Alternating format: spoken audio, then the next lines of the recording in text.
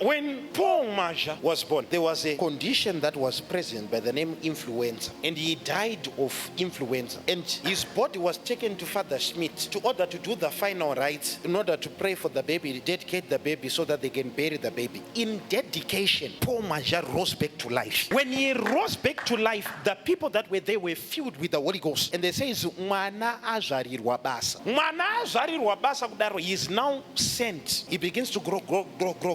And he now has his encounters with Jesus Christ. And when he has his encounters, he also has encounter with the angel. The angel clears the skies. When the angel clears the skies, angel inonyora pa sky kutaura kuti endai munotaura nevana vari kuma university, go and speak with the children in university so that they can help you spread the work. So his message was called the recreation of Africa. It means visit university, not only in Zimbabwe, visit all universities in Africa, which means that the gospel now, if you find me, go to Chino, and I want to go to different universities next year, we have to go to different university because we are capturing the wells. I don't need to dig new wells. I need to know what God wants. And what God wants is for universities to be visited. When those universities are visited, the fire will spread from those locations.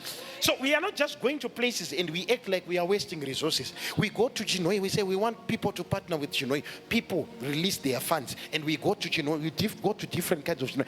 What I'm telling you now, there are people right now who are going to also receive. The more people pray, you begin to realize the mind of God. The mind of God right now, when it comes to the spreading of revival, is in university. You're going to find out that after this utterance, there are many people who will start to go to different kinds of university. You will be so sure. All these things that I'm talking to you, they will be happening because people would have captured what God is about to do. That man who just left us was not an ordinary man. That man was a spirit. I'm telling you what accompanies your nation. Wajara zeku Nigeria. The reason why they are moving the way that they are moving is because they honor the fathers of their land. And when you look at this, let me just close this, then we are done. When you look at the ministry of Papa Paul Maja, they were moving from different location to different location, moving and spreading the words. Even Baba Joan Marangi, it was recorded that when they would do their feast for days, they would gather 100,000 apostles. Not 1,000, 100,000. What kind of a movement is that? So it means we cannot gather thousands if we don't understand what Baba Marangi understood. And by the movement of the ministry as well, they were gathering up to millions of people. In different nations, they amounted to millions. I read different kinds of stories about Papa Paul Maja. There was someone who was being swallowed by a crocodile. And he says he saw 3 men appear. Vakabvisa gumbo rake kuvhura zvarwe gumbo. Askurota, it's happening live. Vakamvisa gumbo rake. Vauya vazotorwa vaenda kuchipatara. Aenda kuchipatara, there were people who were moving around praying for people. And he had to identify Papa Paul Maja to say, this is the person who delivered me from a crocodile. It's not a vision. These are strange appearances. And when you hear his message, he's saying, and that's why the name Mutumwa Paul Maja. His functionality was close to that of an angel. It was not just a functionality, it was that close to an angel.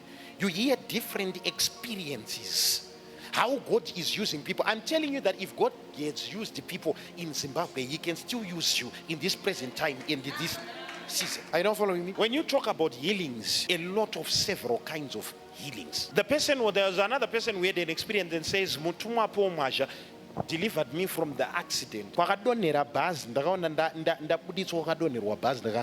It was a rescue mission, not a vision. It was a physical one. There are people who carry so much of God that when you look at them, you see the ordinary. You just say, this is a body, this is a flesh. But there is too much of God in them. You look now and you understand also the ministry of Baba Joan. That man had got several encounters with the Lord. Several encounters. And the nature of his ministry was not just ordinary, it was political in nature. Baba Joan got to a point where he died, where he was struck by lightning, according to a different account. And he spent a long time sick on bed, and he had an encounter. When he had an encounter, he had a message. When he had a message, he was told to remove people from witchcraft and for people to leave adultery and rape. He was addressing national issues at that particular time. So which means if those people were not present, Zimbabwe was going to be a witchcraft nation. I will explain to you why even how leprosy was stopped from Zimbabwe. Right now, we could have been having leprosy in Zimbabwe now. So Baba Joan is being sent by God. He's having similar encounters around in the 1930s, the same encounters that also Papa Paul Maja is also experiencing. Now, at that particular time, it is also him that made the statement that the person who first ruled this nation when he's taken from the white is coming from Zimba. And from there, he went into Zimba. When he went into Zimba, he slept at a certain house. When he slept at a certain house, the people at that house, they had a dream. The whole house was surrounded by people dressed in white and white doves. When they woke up, the person says, "Are you people servants of the Lord?" And they said, "Yes, we are servants of the Lord." Baba Joan moved from the house. He walked from the house. And they said, "Who chopped down this tree?" And the man stood up. They said, "I'm the one that chopped down the tree. Your son will rule Zimbabwe." So he was led by the Spirit to go and just proclaim a prophetic word on who was supposed to rule Zimbabwe at that particular time. So the mixture of his word was, he was, look at this. Imagine you're coming from a place where they practice African traditional religion. Then you are also studying something that has to do with the Methodist Church. That is John West. No, you understand the importance of Father Gonzalo da Silveira, John Moffat. All these people were missionaries who came back in order to plant the movement of the gospel. So these are one of the first indigenous churches. They were launched by Zimbabweans in this nation. Issue yekuti vanhu vanozvishandira, people should work for themselves. They got Father Marange, Joan Marange, went into South Africa and they were in Port Elizabeth. The same place also, Baba Joan also went there. Because I think Baba Joan understood how to make shoes. He was not just only spiritual, he had a skill. So when they got into the port there, they realized that they had nothing to do and they needed money. So vakatanga kusona mabaskets. Ozona pane mapoto atinoona anonzi mapoto emapostori. You know those mapoto. All these things are coming and these things are spiritually related. Vakatangogadzira mabasket kusvika zvakuzikanwa. Ndo yanga iri Salisbury. South Africa, what was the name? Hey, you people, you live in Zimbabwe. Zimbabwe was Rhodesia. What was the capital city of Rhodesia? Salisbury. Salisbury or Salisbury, whatever it is. When they were in South Africa, they started to the extent that almost 1,880 Zimbabweans had to be sent back to Zimbabwe by train because they understood that the people who are doing this are not from Zimbabwe. So imagine if your church is cut with 880,000 members and they are sent back to, will you remain with the church? I'm showing you the numbers that these people were attracting. They were so massive. So there was a moment that Joan Marange was confronted by people, not Joan Marange, Baba Joan Masowe, was confronted by people who were doing witchcraft and said, "If you want me to prove my God, lightning will strike now." Says, "Leave your witchcraft," and people surrendered their witchcraft. It was not just only a mention, it was a serious dimension of power. So for us to function from where we are now, we need to redact the wells that were dug by Baba Joan Marange. We still have to redact the wells that were dug by Joan Masowe, Baba Paul Maja. We still have to redact those wells. For there to be a serious functionality and for there to be a serious move of revival in Zimbabwe, we must understand what the fathers understood. So at that particular time, we also have Baba Ezekiel Guti. Baba Ezekiel Guti were close friends with Benson Idawosa, and they were also close friends with Miles Monroe. They were already friends at that particular time. So that's why you see that Baba Guti now modeled his ministry to be more modern, to the extent that today it's also modern because of the influence of Benson Idawosa and also the influence of Miles Monroe. So these people have to be celebrated. Although some of the things you argue with them, why did they do this, why did they do that? What could you do? How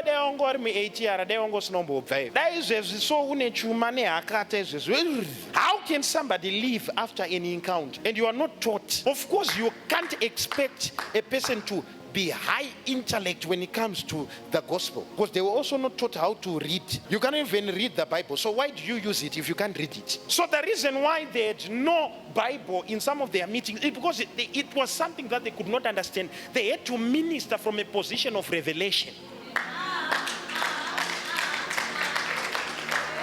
They didn't have it. What are you Hebrew Bible? Hebrew. What were you going to preach if I give you a Hebrew Bible? You're going to look at it and say, all right, okay, it's fine, I need to read this, but I'll put this aside.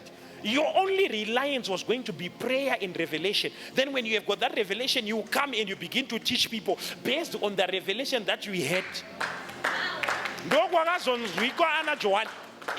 This sixpence heaven chakati, it was a revelation. All these things were heard in Revelation. These things were never, ever something that they read about. They only got it by revelation. Satambe nekuziya Daniel nerevelation usina akakutiche kuti mutumwa Gabriel usina pawakapaverenga usatambe utazvekuseka chimbotudzwa zviri mubhuku raEnoch usina kuriverenga, the book of Joshua usina kuriverenga. Zvii zvakadaro izvozvo. These people were purely coming from a place of encounter. But this movement was misunderstood, and for years it was not explained right. It was never seen right. And that's why we have got church fighting faith with we are fighting this, we are fighting that. The reason why revival will be delayed is because there is no unity. A Buddhist is trying to find God. A person who is in a tiara is trying to find God. Everyone is trying to find God. So that therefore puts that division in religion. That's why you see that the people are now killing Christians in Nigeria, because they don't have an understanding. They just feel like, if you don't believe what I believe, I have to slaughter you. Don't you also understand that the person you're trying to kill is also trying to find God? Are you able to explain your God to me so much that I can leave the current God that I believe in? Because I am here because I'm trying to find God. Are you hearing me now? So there is no revival in Zimbabwe if you think that the white garment is different from the Pentecostal movement and is different from the Orthodox. There is never going to be a movement that will move. There is never going to be revival unless there are people who can stand and say, we are one in the body of Christ. We are all trying to find God, and we'll find God together. Paul Maja, Rico, African Apostolic Church, Rico Bible. Lorenzo, what is your role? You what Rico I was not one boy. Tara de hey nandite ze masowe. Anzo baba Paul Maja, what you rova? My video are internet. I had a misconception. Everyone is trying to find God. We need to open these wells. And in Zimbabwe, there is a person that should not be ignored by the name John Bradben. John Bradben was a Catholic missionary. He was the one who ended leprosy in Zimbabwe. John Bradben. When we talk about John Bradben, we are talking about one of the most powerful healers in Zimbabwe. So Zimbabwe does not only have a prophetic mantle, it also has a healing mantle. John Bradben was operating in Mutoko, the John Bradben Mutoko Leprosy Center. The history of John Bradben, they will tell you the history of John Bradben.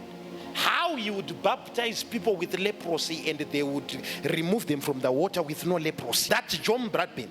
He would move up Mutemwa mountain, go down, pick a person with leprosy, put them on their back, up, down. If you go on top of Mutemwa, next to that ground, you will also find a pool that was already there. There would be water in there. You would baptize them, you would remove them. A person with no leprosy would have no leprosy. Such a powerful man, so much power, so much healing ability. How can you be white and the whites are fighting against the blacks and you are helping the blacks recover? He ended leprosy. Leprosy was coming in Zimbabwe. Right now, you could have been having a national problem of leprosy. It was ended by Bradben. What are you going to end? Baba Joan was saying that we will not be ruled by the whites. The whites will go back. There was a prophetic utterance that was in his mouth. Until that word was fulfilled, he kept on prophesying the same. Baba Joan was saying, I am John the Baptist. He believed that he was, what kind of an encounter? John the Baptist. I was shown you about shown you is no more. I am John the Baptist.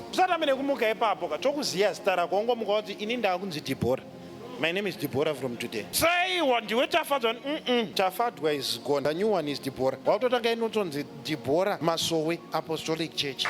What kind of an encounter causes someone to come with so much firm beliefs like that? Deep beliefs that you are not willing to ignore. The miracles that these people did, if they were also captured and well announced, you also realize that Papa Paul Maja, you realize that Joan Marange, Papa Joan Masowe, they are in the same league with Papa Babalol. But we have known how to exalt my generals from other other nations. We have never talked of our own because we are afraid to redig our own wells. We are afraid and ashamed of our own country that we praise other generals that came from other countries. What about our own? Let the mentors of the ancient fathers come upon us. Let the all wells that they dug, may we be partakers of it. How can a person gather 100,000 people? Men of God, 100,000 people. What kind of a mentor is that? I want to capture it. I want to capture something. Brad Ben, according to another account, you are doing several levels of healing. Usatambe nekuti munhu ari kudambuka zvigunwe womubhabhatidza woregedza kudambuka. Ane evidence yekuti zvigumwe zvakadambuka ndisati ndabhabhatidzwa naJohn Bradben.